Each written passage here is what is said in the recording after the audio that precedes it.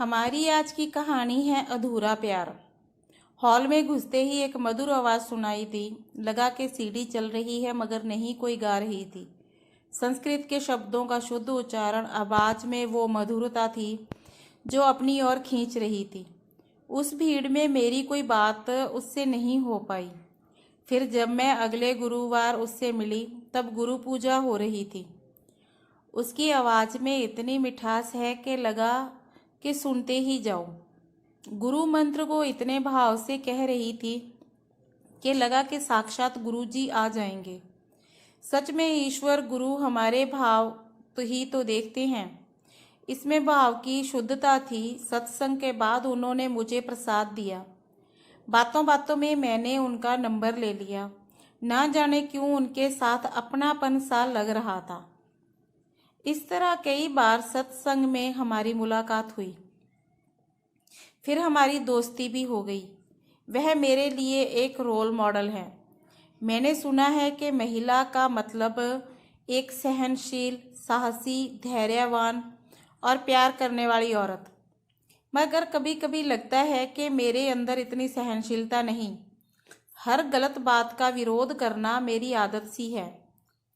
मेरे अंदर एक क्रांतिकारी विचार से हैं जो कभी कभी मुझे गलत भी साबित करते हैं। मगर विजया इतना सहने के बाद भी मुस्कुराती है, सेवा करती है। सच में कई बार मन में मैं खुद को बहुत ही छोटा महसूस करती हूँ। लेकिन कुछ महीनों से मैं लोगों को समझने की कोशिश कर रही हूँ तो लगता है कि जीवन व संघर्ष हमेशा साथ साथ हैं। हर महिला कहीं ना कहीं दबा दी जाती है।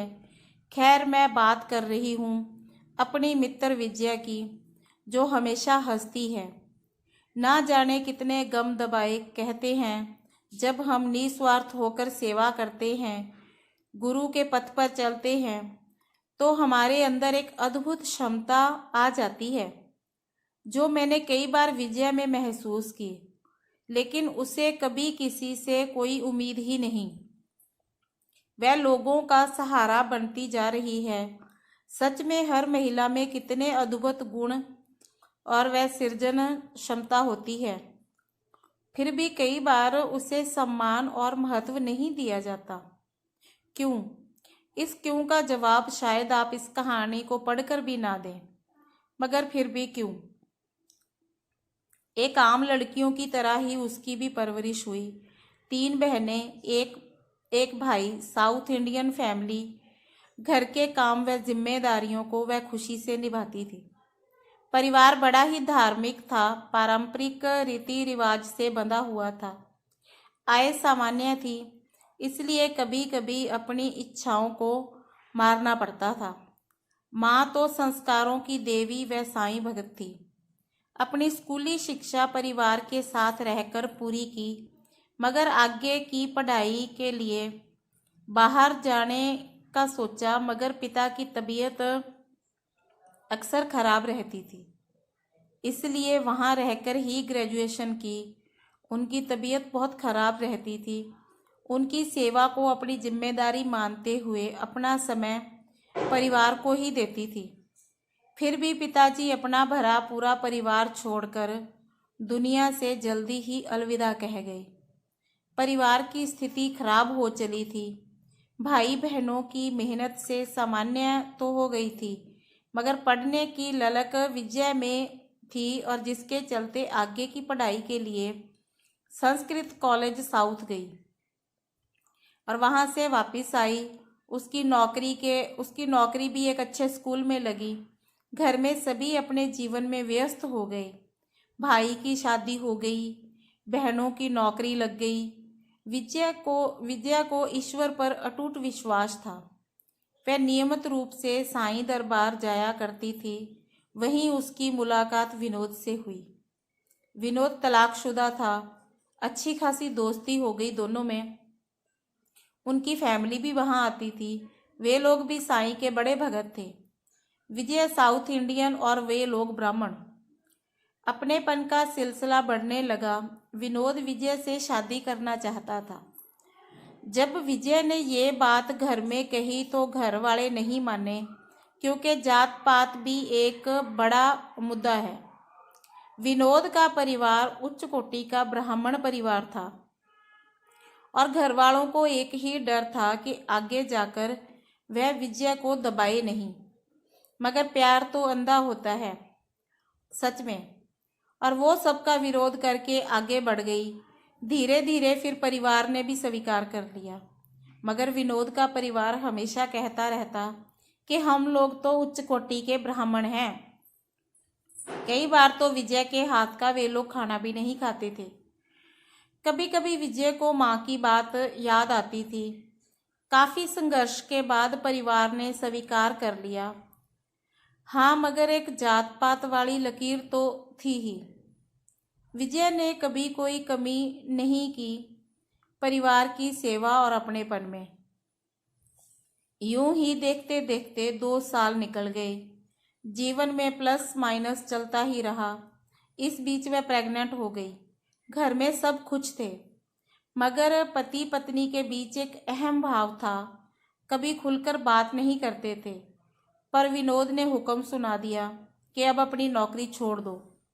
बच्चा आने वाला है और उसका ध्यान रखना ज़्यादा ज़रूरी है। विजय ने अपनी अच्छी खासी नौकरी छोड़ दी।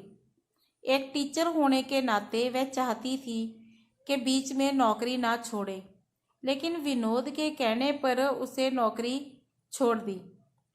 विनोद में कई बार उसे अपनापन नहीं लगता था। खोया खोया चुप चुप रहता था। जितनी बात करो बस उसका ही जवाब देता था।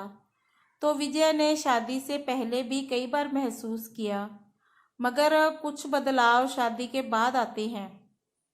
लेकिन नहीं, हम लोगों को तो नहीं बदल पाते, परिस्थितियां ही बदल पाएं। उसे डॉक्टर के पास भी अकेले ही जाना पड़ता था। मुझे ऑफिस का काम है, तुम ही चली जाओ। ऐसा रूखापन ऐसे समय में बहुत खटकता था। इस बीच विजय की तबीयत बहुत खराब थी। वह उठ भी नहीं सकती थी। उसे पहले ही डर था, और फिर उसका हीमोग्लोबिन कम होना भी, कई परेशानियां भी होती जा रही थी। फिर भी 9 महीने परिवार के सहयोग से निकल ही गए। उसे एक प्यारी सी बेटी हुई, जिसे कुछ दिनों हॉस्पिटल में रखा गया। उसकी तबीयत ज़्यादा खराब हो गई तो वह बच नहीं पाई, मगर 3 दिन से प्यारी बच्ची की जान ना ही बच पाई। टूट जाती है एक माँ जब उसके बच्चे को कुछ होता है, और विजय की स्थिति तो ऐसी थी जिसमें उसने बच्चे को जी भर के ना देखा, ना ही वह प्यार कर पाई।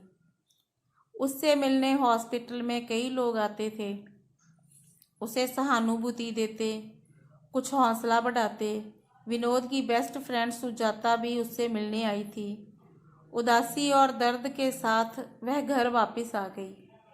कुछ दिनों हॉस्पिटल में रहकर वह और भी अकेली सी हो गई थी।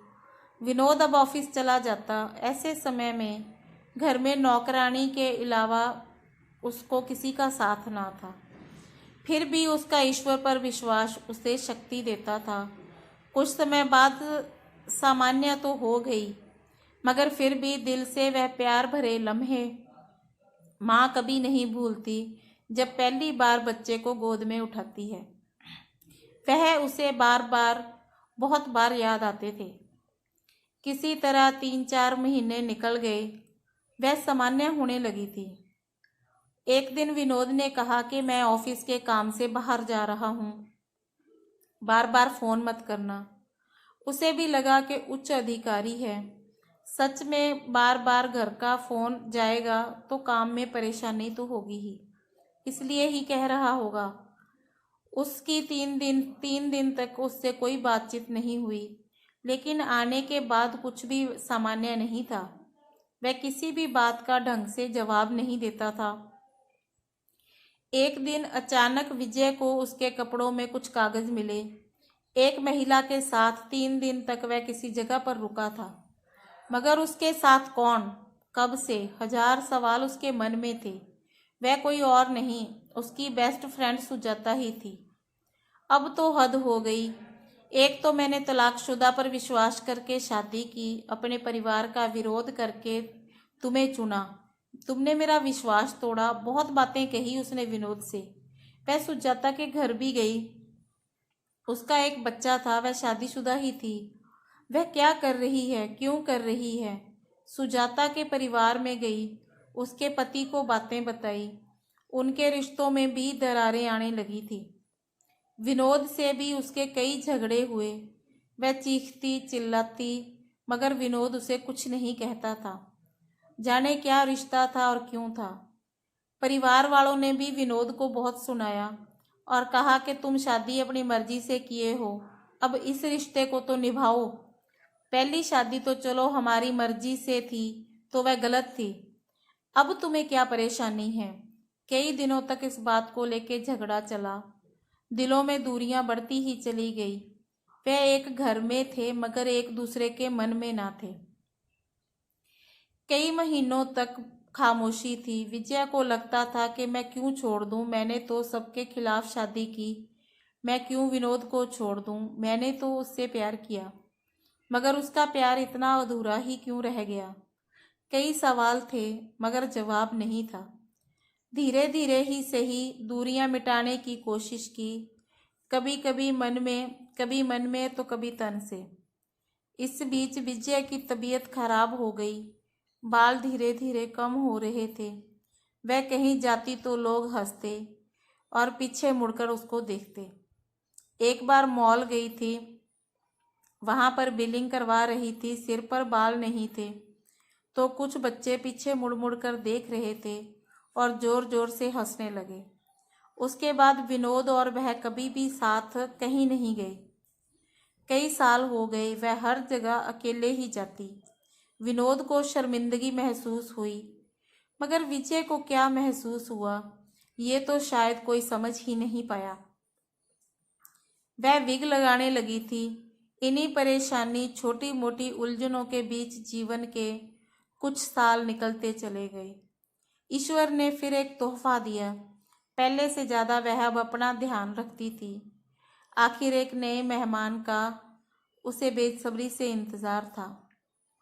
उम्मीद थी कि क्या पता इस बात से ही विनोद में कुछ बदलाव आएगा, मगर वह गलत थी।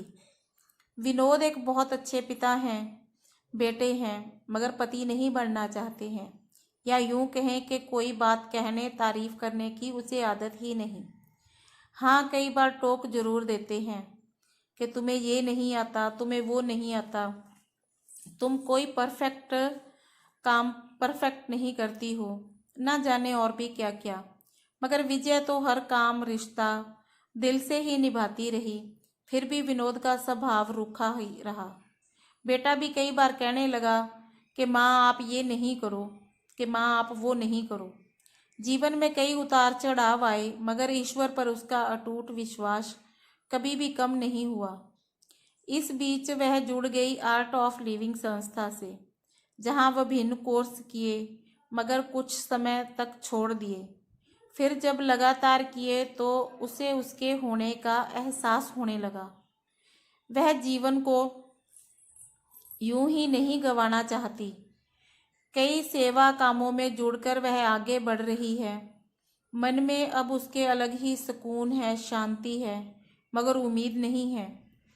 उसे बहुत बड़ी जिम्मेदारी दी है, लोगों को जगाने की, ज्ञान को लोगों तक पहुंचाने की, और वह वही कर रही है। और जीवन में ढलती शाम वह आखिरी सांस तक करना ही चाहती है। विनोद का अब किसी से कोई रिश्ता है या नहीं, वह नहीं जानती, मगर उसका ईश्वर से गहरा रिश्ता है। वह अब अपनी बीमारी वह विनोद को स्वीकार ही कर चुकी है। सहज है, बहुत खुश है, कृतज्ञ है गुरु के प्रति। कभी कभी लगता है परेशानियों को हम पकड़ लेते हैं और दुखी रहते हैं, उन्हें छोड़ दें तो शायद जीवन सरल हो जाए।